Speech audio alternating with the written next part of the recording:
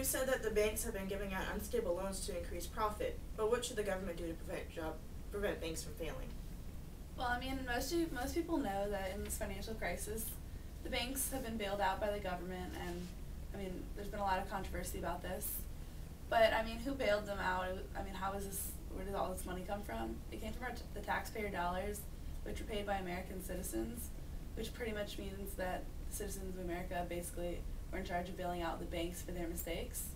Which, I mean, if it was possible for the banks to bail themselves out, I think that they should. And this would be possible if we implemented a bank insurance tax, which is basically you'd put a tax on all of the Can we start with mine? Who's getting on Skype? Here, let's just start this whole video over. Wait, what? just like this little. I forgot to say video 3 anyway. So. Yeah, okay. Sorry, I'm quitting Skype. Quit it for good. Yeah. No. Okay. Sorry. Just so popular. Video 3. Well, we've said that banks have been giving out unstable loans to increase profit. But what should the government do to let's say it one more time. Let's start over. Starting over again. Okay. Wait, let me fix Well, we've said that banks have been giving... Sorry. Try to read it slower. Right. Well, we said that banks have been giving out unstable loans to increase profit. But what should the government do to prevent banks from failing? Well, most people know that in this financial crisis, the banks are bailed out by the government. But where did all this money come from? I mean, it was taxpayer dollars. And so, I mean, the taxpayers basically bailed out the banks. So it's like the citizens of the United States take responsibility for the mistakes that the banks have made. Which, I mean, it doesn't seem that fair. And if it was possible, if this ever happens in the future, for the banks to bail themselves out, I think they should accept this responsibility. And this would definitely be possible if we implemented a bank insurance tax, which basically every year that the bank has excess profit, we would tax only on that and put that to the side, and then if a recession or anything happens again and the bank's not making profit, we can give them back the same money that they've already paid in tax to help them out or whatever. So basically, instead of like relying on the U.S. citizens, the banks would take responsibility and they would basically bail themselves out of the mess. Yeah, I actually agree with you. I think this is a really good idea. With this current bailout, it's $700 billion, and the government doesn't have this money. We already have a huge national debt. So this would really help with that, and it would just like help our country get out of a recession faster if a recession happens to happen in the future, which it most likely will. Well, I'm gonna have to disagree with that.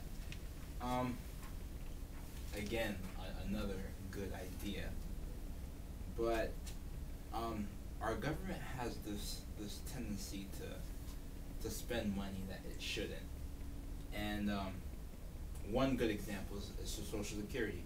We all know that what Social Security is. While you're working, your nice paycheck, you give a little bit towards retirement, depending if you live that long, to enjoy that money. But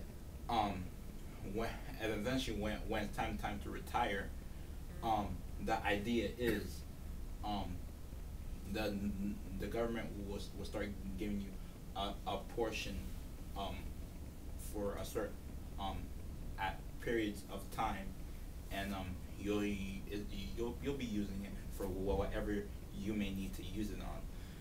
But unfortunately, well, what the government did with the extra money that it got from Social Security is it started paying our national debt. It's ridiculously big, but the government didn't have a right to grab the extra money that they made off Social Security and to pay off our national debt. And that's one of many examples where the government uses money that it shouldn't be. And I think this is just another great tool to use to get some more money. Of course, in the beginning, they're going to collect the money and they're not going to touch it. But when they really need it, come on, they're going to take it.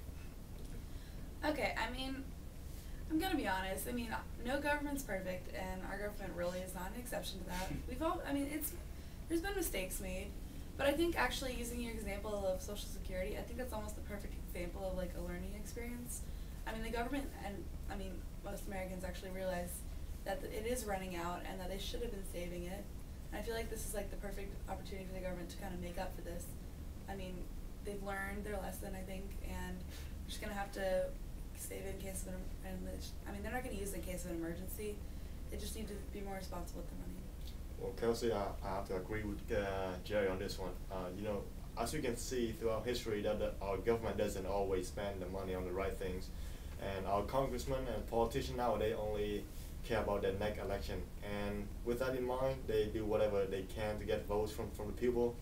And unfortunately, we as Americans, we like to have a lot of public services, but we don't like to pay taxes for them.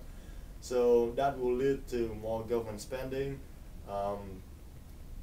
And increase in national debt, which will ultimately lead to the temptation of using the money, the extra money to pay off the national debt.